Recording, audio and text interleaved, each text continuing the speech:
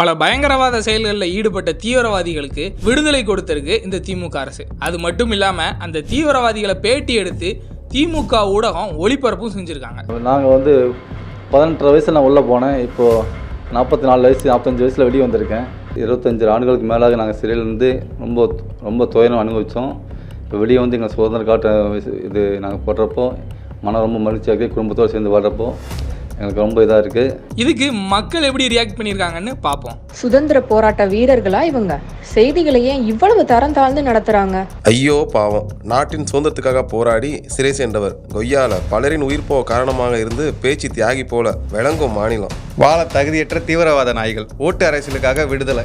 செத்தவன் கோபாலபுர குடும்பமோ போயஸ்காட குடும்பமோ இல்லை என்பதனால விடுதலை. 50+ dead, 200+ lost their limbs, and over 900 suffered permanent injuries, and their families were left to suffer for their life. No media outlet had ever